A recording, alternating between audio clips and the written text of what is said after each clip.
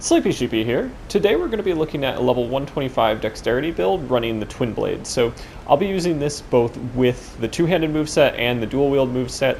I enjoyed both of them, but I found the two-handed moveset to be better for duels and the power stance moveset to be better for invasions. We'll be running this build at level 125 and be putting most of our points in dexterity. Everything else will just be endurance, a little bit of strength just for some of the other weapons that I like to use that require a bit of strength, but that's solely for invading. And then we'll be running either the Rotten Wing Sword Insignia, Millicent's Prosthesis, Shard of Alexander, or Great Jar's Arsenal. This is really one that you can move around a little bit. If you want to go for more jumping attacks, that's a good option to put the Claw Talisman on there. Or if you want to hit the 101 Poise breakpoint, you can put the Bullgoat Talisman on, which I absolutely would recommend for the dual portion. And then we'll be running the Tree Sentinel Greaves, the Fingerprint Gauntlets, the Tree Sentinel Armor, and the Great Helm. And these will be lightning infused, but you definitely don't have to do that. I put Cragblade on one and Spinning Slash on the other, but I switched those up quite a bit throughout the course of the invasions. I put Barbaric Roar as well as Braggart's Roar on the offhand one, and then I also tried Lightning Slash quite a bit on the main hand one. I did try a number of different physics options.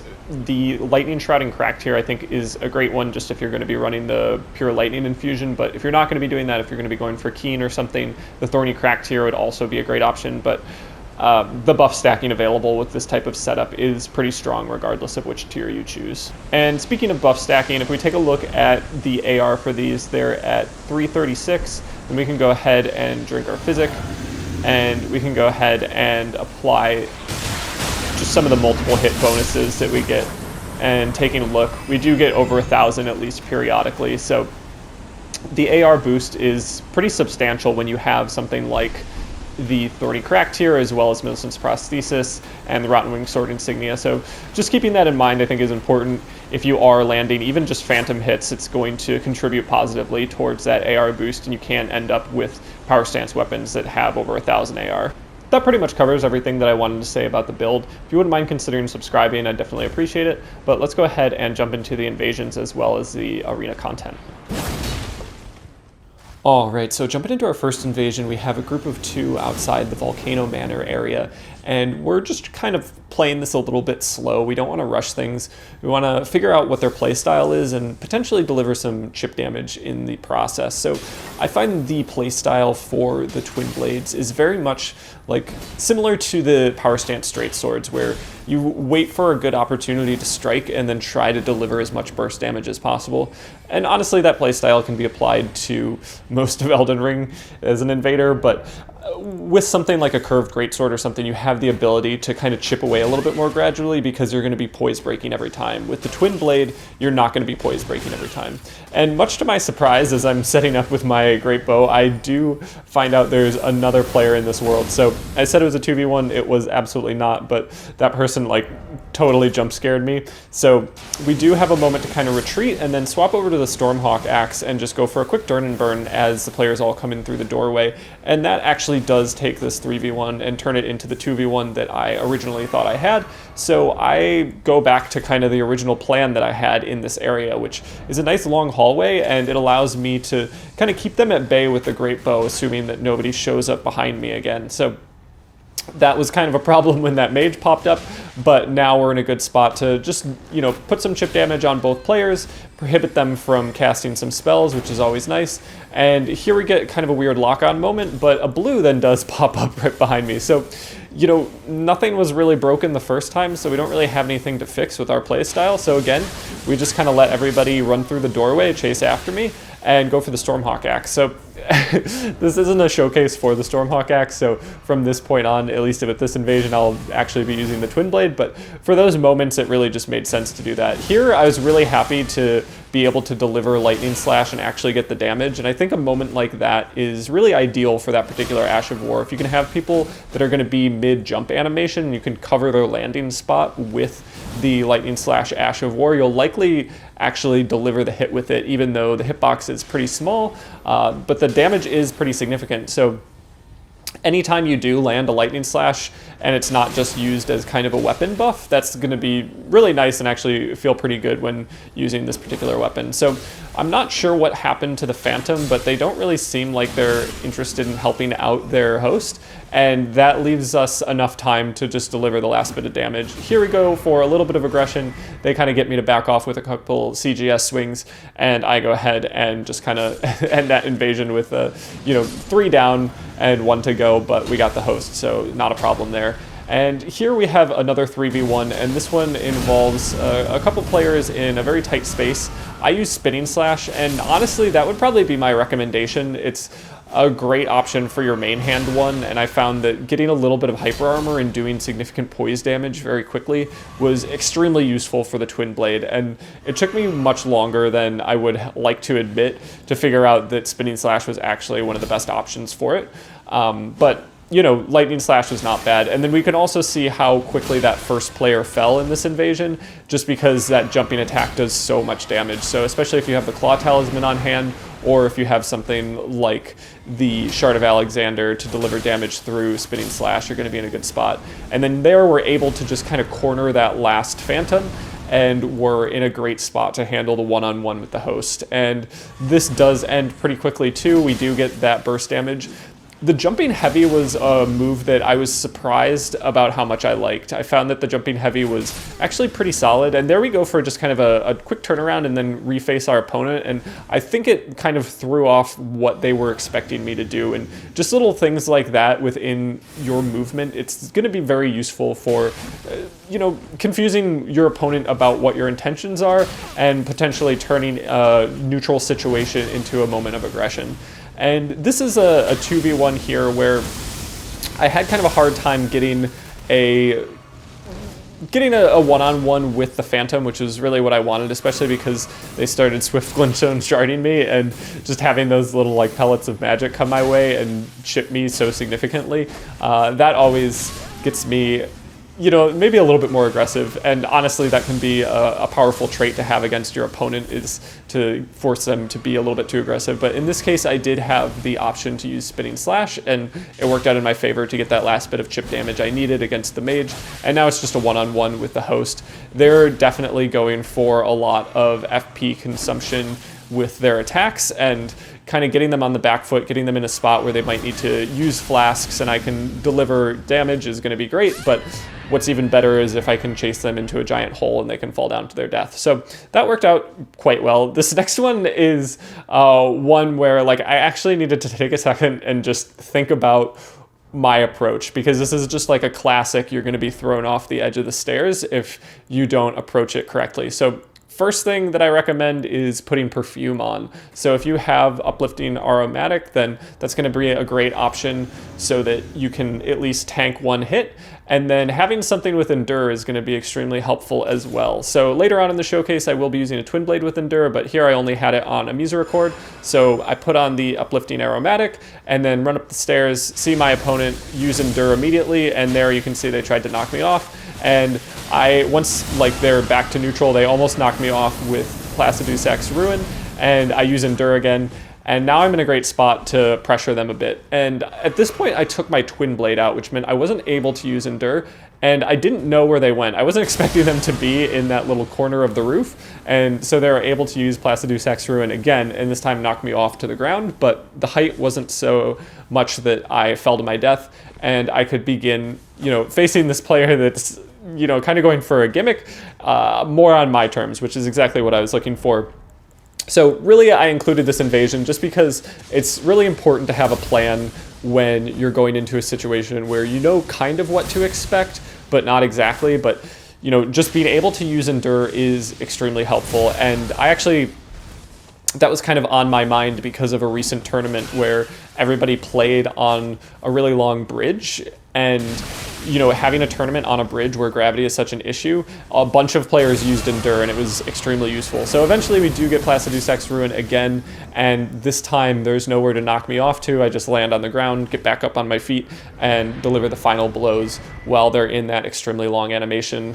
The startup time for Placidusac's Ruin is going to make it extremely useful when it comes to delivering a little bit of damage very quickly, but it only does a little bit of damage at first, and unless you have cover from other teammates, you're not going to be in a great spot to deliver the, damage necessary to actually kill your opponent unless they're quite low on health. Next up, we have 2 players, and I did check their PSN profiles just, going into this invasion, which is something I do sometimes just to try to get an understanding if we're going to have some latency.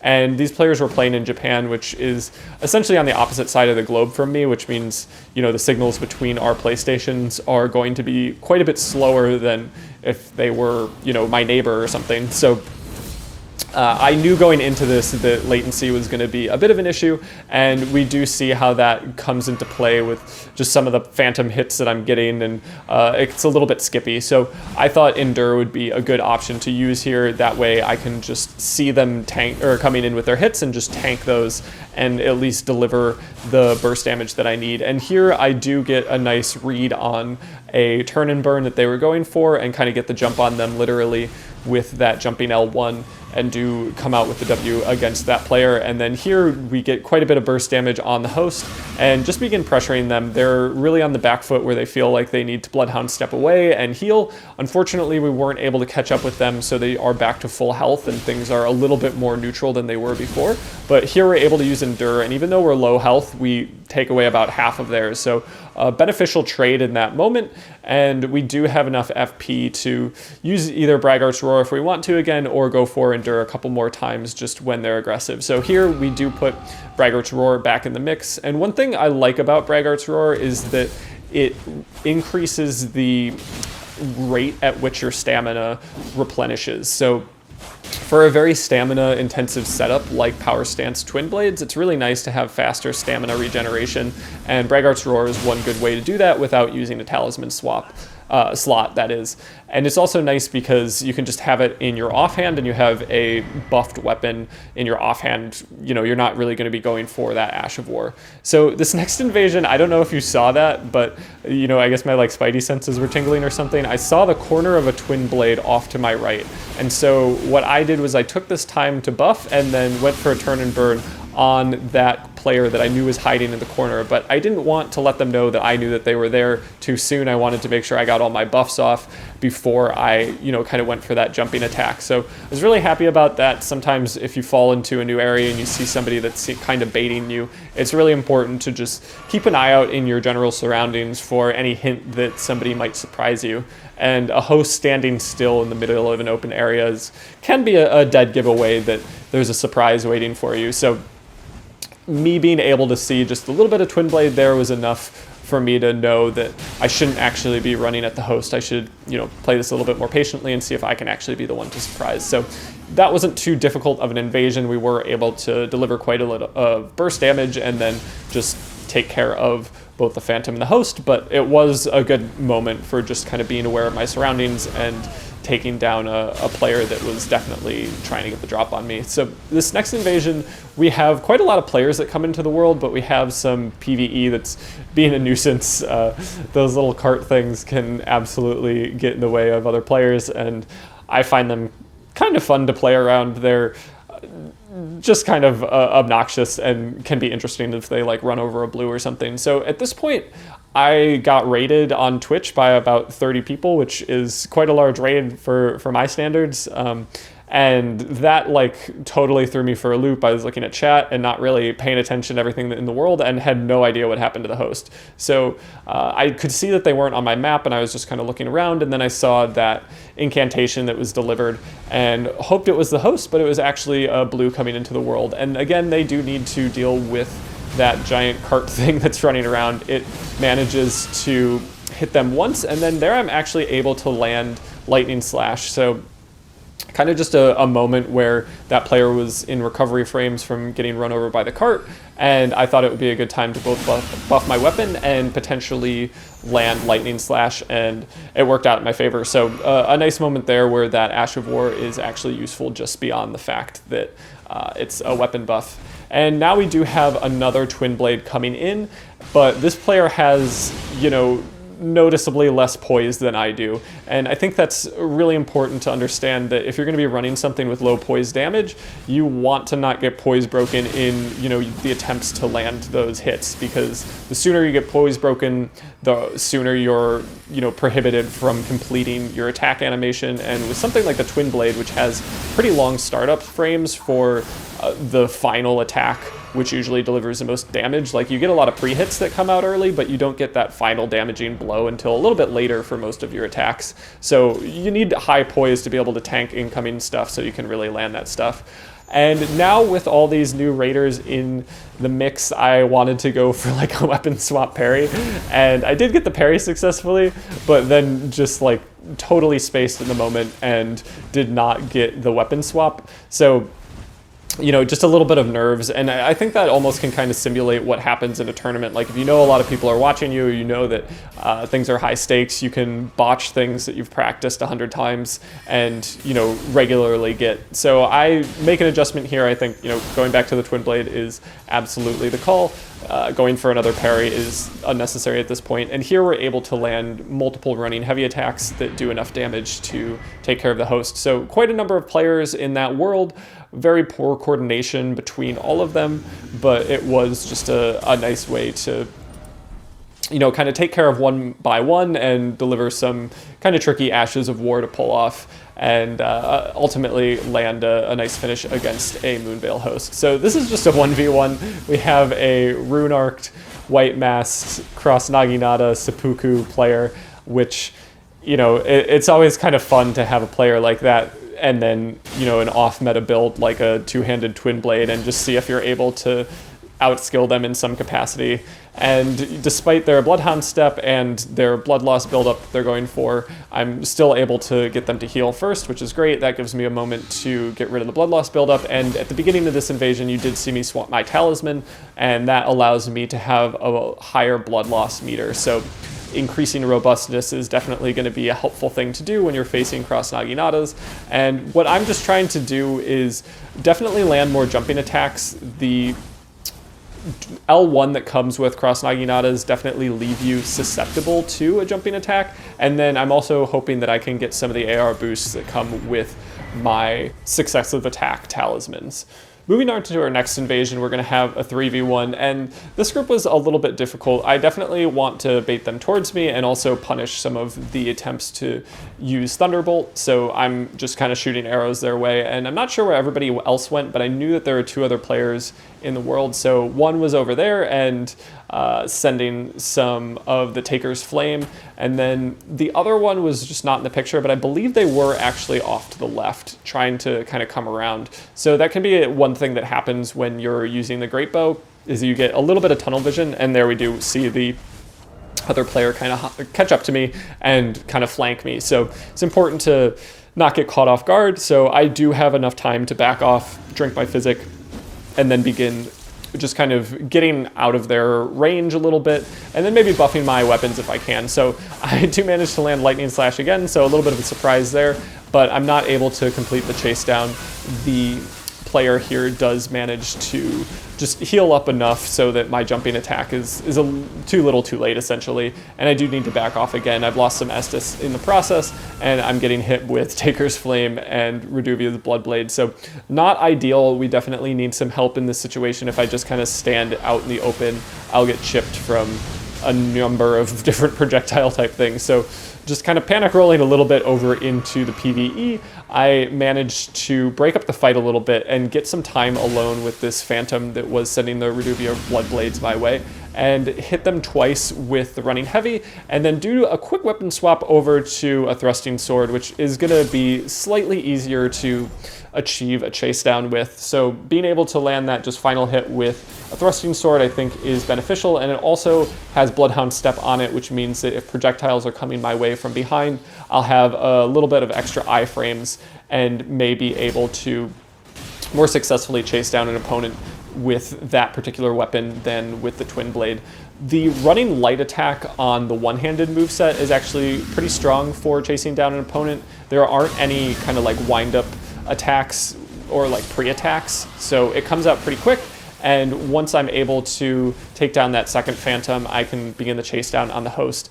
And this takes a little bit more time than I wanted it to, but that's all right. Sometimes it goes that way. They are definitely heading for the hills, so I go for that weapon buff, which probably wasn't the right move. And then I wasn't sure if I should switch over to a thrusting sword, but opt not to, kind of at the last second there, and just kind of utilize the weird spacing of the terrain to deliver some final hits and come out on top. Next up, we have a 2v1, and it's pretty hard to see the host here. The Phantom at least has kind of the glow about them and potentially a lantern going, but the host was running dual pikes, which is quite a difficult setup to face, and then the Phantom was Bloodhound stepping around, which could be a bit difficult to deal with, especially with the Twin Blade. The timing for the running heavy is quite delayed, which can kind of scare your opponent into Bloodhound stepping early and then ending their iframes right when the final hit of the running heavy arrives. So that was useful. And then here we do get a nice poise break early on in that chain and deliver the final hit of the running heavy. And now we just need to worry about getting back to full health and approaching the dual pikes player with a little bit of caution. So here we managed to get the backstab on their impaling thrust attempt, or it might have been piercing fang, I'm not 100% sure, and then also managed to get the wake up with the lightning slash. So I was pretty happy about that, and it was a good way to end the invasion portion.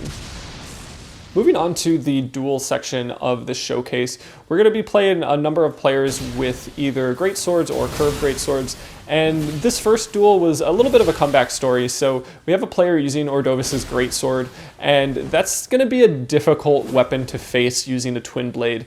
They are going to have quick priority just with the increased attack speeds that come with the curve or the regular greatswords that we saw in patch 1.09. It comes out pretty fast in comparison to something like the running heavy attack, and it's going to poise break me every time. So I'm really just trying to catch some of the panic rolls with the running heavy, and Ordovis's greatsword has that very high hyper armor, pretty high damage Ash of War that will be chipping me throughout the course of this duel. So it did about half my health at the beginning, and then we do see some additional chip damage there. But the running heavy does deliver just a little bit more damage, and we also now see some of the pocket sand coming out. So I do need to be wary of that. My health is pretty low, and I am trying to maintain aggression while not getting caught by anything. And I think that's really important when using the Twin Blade. If you can maintain aggression and dodge incoming damage and just kind of wait for good opportunities to mix up your attacks, either go for that running heavy, switch to the one-handed moveset, go for a running light,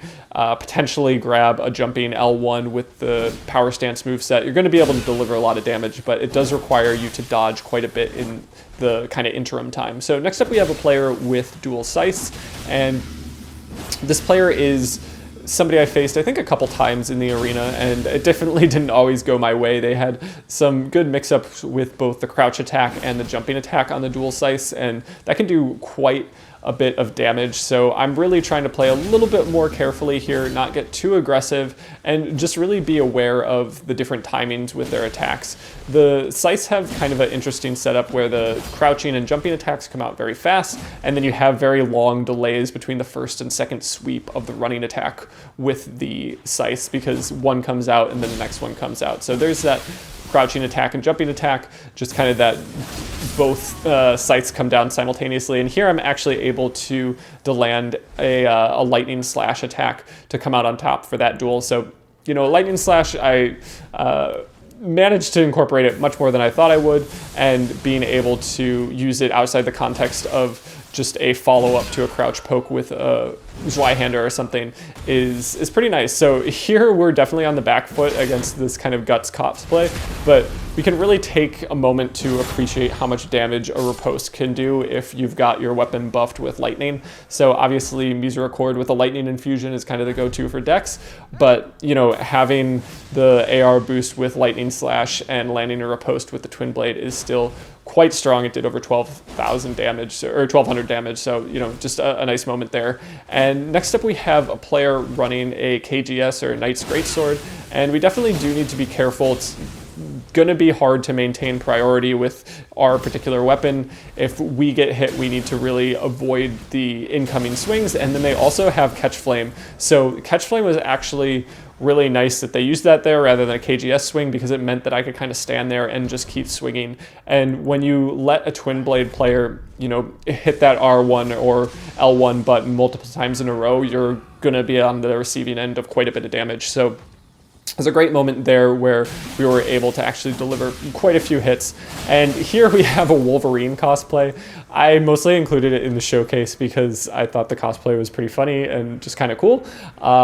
It's very hard to play against Twin Blade with low poise, and running a kind of shirtless build is going to make that very difficult. So I appreciate just kind of their commitment to the cosplay, and felt a little bit bad about the setup that I was running, but I wanted to include them in the showcase because I just really appreciated what they were doing. So that was just kind of a quick win there, and now we're on to the next one. Another great sword player, and we were able to land a jumping attack pretty early on. So again, I wanted to point out how much I do like the jumping attack or the jumping heavy attack rather, for the Twin Blade, even though it is kind of just a spike down on the ground, not like a big slash or something. I feel like it connects more often than you'll expect it to, and has a little bit more range than people are often expecting. So kind of catching people that are running away, as long as they're not panic rolling or something, or even if they are and you think you can get the timing right, it's pretty nice. So there we are able to just kind of bait our opponent with a little bit of that aggression wiggle, and that was something I talked about in some of my other videos, where you just kind of wiggle your left joystick while you're chasing somebody down, and it can kind of mimic the movement your player might have if they were about to swing, and it's much better than your weapon just kind of staying stationary. So I strongly recommend that kind of tactic if you are going for a chase down and you want to grab a roll catch. It can kind of bait your opponent into rolling a little bit prematurely, and then especially if you have a faster weapon, you can reaction attack their panic roll. So this next player does have a CGS as well as an off dagger, which, if you've seen my content recently, is something that I am quite fond of and have kind of been a strong proponent of. So going against that type of build with the Twin Blade, I just felt was pretty fitting for my channel. And you can see that we're not in a great spot early on. The CGS as well as the off dagger is doing quite a lot of damage, and we're pretty much one hit from death. And it's really just one dagger hit from death. So we do need to be careful. And this player isn't super aggressive. So we have a moment here to switch our talisman over to the red feather talisman. We get hit with pocket sand, but it's not quite enough. And we deliver the final blow on that player. So I was very happy to beat such a strong setup, especially one that I've been kind of advocating for with something that's a little bit off meta. It made me, feel a little bit more confident about my ability to play something that I've been recommending to people. So next up we have a player running a single lance, which I definitely like, but one thing that is very common to see with the single lance is going for multiple crouch attacks. And if you go for too many crouch attacks in a row, a player can just neutral jump and hit you with a heavy attack while you're in that crouch attack animation. So it's important not to get caught by that. It's very tempting, I think, to go for multiple crouch attacks, but I think if you're facing somebody for the first time, it might be a good idea to go for one crouch attack and then follow that up by a jumping light attack immediately afterwards. And oftentimes you'll then knock the player out of the air who's trying to neutral jump you. So that can be a good recommendation there for somebody with a single lance. This next player just kind of got belted immediately when they went for a jumping attack while I still had priority, and we were able to kind of finish them off very quickly. And this next player is going to do a little bit of pre-buffing, so we both have some crab and just kind of acknowledge that we're off to a good start. It is nice that I believe crab negates physical damage, but I'm running a split damage build, so it's going to be more beneficial for me to be having that crab than them, is kind of my thought. But they are actually running a split damage build as well. They are running the cold infusion. So, it doesn't matter quite as much, but it's, still just kind of a consideration you should have if you are choosing crab over some other kind of pre-buffs. And this player does go for piercing fang. I was hoping to get a jumping heavy attack kind of as a punish, but CGS is great at, or KGS rather, is great at the anti-airs, and just kind of great swords in general are pretty good at anti-airs with the movement of their sword kind of in the upward or downward swing. The vertical space that they cover is pretty substantial, and it can be hard to get the neutral jump punish. So that might not have been the correct call on my end. I probably should have gone for something that wouldn't require a neutral jump first, but here we actually do get the neutral jump, and that's one of the downsides of going for a charged heavy, especially when you're not sure what your opponent's going to do next. So I am able to kind of punish that charging time with a jumping attack, and that ultimately makes it the deciding factor for that fight. Next up, we have a player running the Guts Greatsword, and I'm definitely trying to be careful here. They're running Storm Stomp, but I do have 101 Poise, which means that I'm not going to be stunned for that Ash of War. However, it still can be a little bit dangerous. It can do chip damage, and especially if my opponent is, going to be throwing fan daggers or something at me and doing a bit of poise counting, it can kind of negate the extra poise that I have. And that's one reason that it can be nice to run something higher than 101 poise, because if your opponent has any type of just like little chip damage to your poise count, even if it's a phantom hit, it will be a consideration and it will lead to being stun locked. So they are also running quite a bit of poise, which makes my job just a little bit harder. If I can stun them with the last hit of a running heavy, that'll be great and result in, less likelihood of a trade. And so there we do get that stun at the end of a running heavy. They come in with a bit of aggression afterwards, and we do end up resetting back to neutral. They go for that Ash of War one more time, the Storm Stomp, and they can actually find out this time because they did hit me for damage, but they did not hit me for a poise break. So that worked out in my favor absolutely in that moment, and I get just a little bit more chip damage there. I panic roll a bit, and we both go for jumping attacks and both miss, which I thought was kind of funny and kind of indicative of this long fight where we've both done a pretty decent job of dodging each other's attacks. But I do get the final jumping heavy and come out with the W in the last duel of the showcase. If you made it this far, I just wanted to say thanks so much for watching. I really appreciate all the support. And if you do have any questions about the build, definitely let me know. Also, if you have any suggestions for other builds, I'd love to hear them. Or just if you have any thoughts about like off-meta things that you really like to play with or really like to see, I'm always on the lookout for kind of new and unique setups that I haven't tried, even though it's been like a year into this game's life cycle. So yeah, that is all I've got, and I hope you have a good one.